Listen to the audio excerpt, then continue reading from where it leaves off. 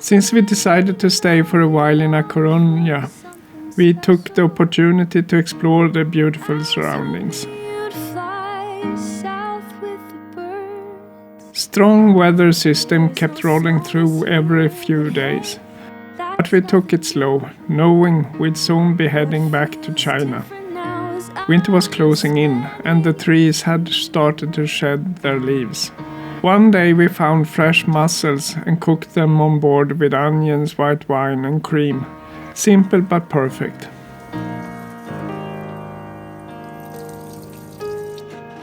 No matter what, every year feels the same. But you brought back that feeling that melted away. Something's been missing, but this year it changed. And now Christmas doesn't feel so far away. That same evening, we headed out to see the opening of the Christmas market.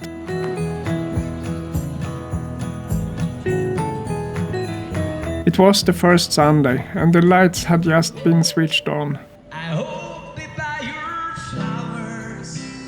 How beautiful. The streets were full of people wandering through the winter darkness. I remember how much I loved to dance.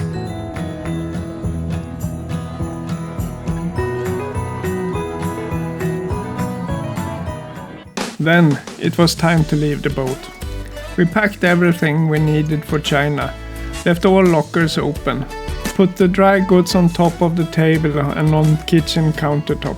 We put some fresh produce in the freezer. We're really hoping nothing goes wrong while we're away. It's a bit of a gamble.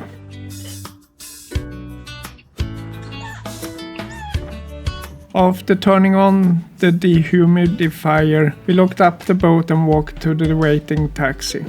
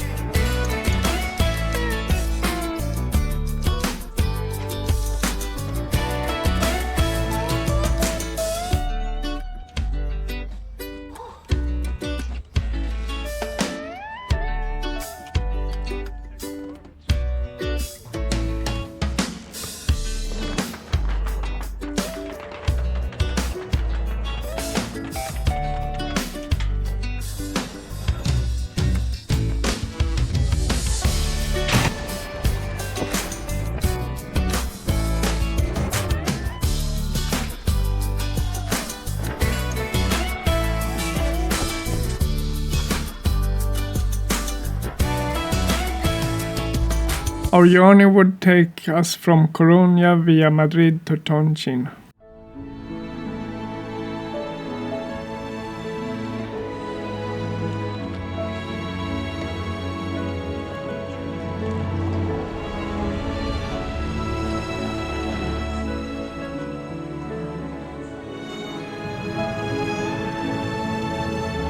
We flew in the evening and ended up spending 10 hours at the airport in Madrid. We found a closed cafe and a sofa good enough to get a few hours of sleep. The next morning, it was time for the long haul, around 13 hours to Chongqing.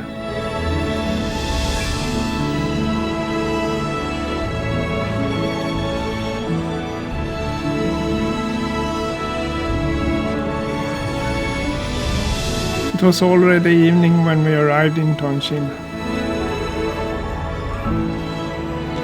A Didi took us to the gate of the house.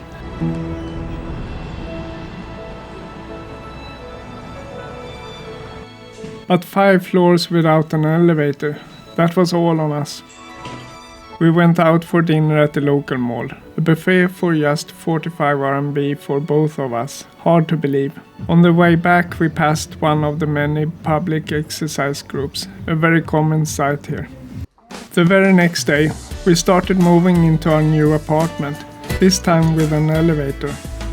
Luckily, Xingyu's daughter had arranged help, which made a huge difference, especially moving from 5th floor without the lift. there was no time to relax. We immediately had to deal with electrical issues and a few old DIY fixes around the apartment. Even getting the washing machine inside turned into a project. It was too big to fit through the door to the washing room, so we had to call the technicians to take it apart and reassemble it inside. That evening we went out for barbecue with Jingyu's daughter and her son, our grandson, Dodo. We also decided to replace the traditional squat toilet with a Western style one.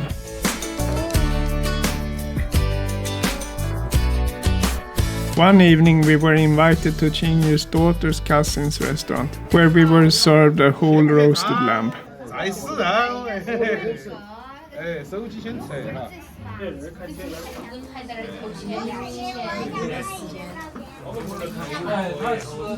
Christmas was getting closer. We explored a new open part of the Raffle City and the holiday decorations inside, and stopped for a Christmas tea.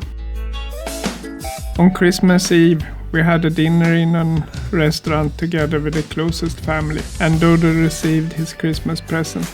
Outside, there was a Christmas tree and artificial snow. And of course, he loved his gift, a vintage Volkswagen camper van. On New Year's Day, we visited our favorite restaurant at Regent Hotel. They serve an incredible buffet. It is also our engagement anniversary, which made it even more special to celebrate with the closest family. Though not everyone could be there, Håkan's children, who lives in Sweden, were deeply missed.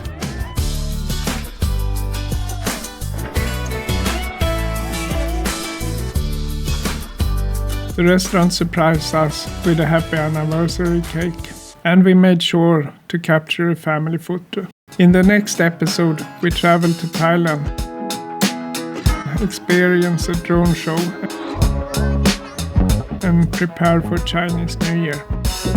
If you enjoyed this episode, don't forget to like and subscribe. It really helps support the channel. And feel free to leave a comment about what you'd like to see next.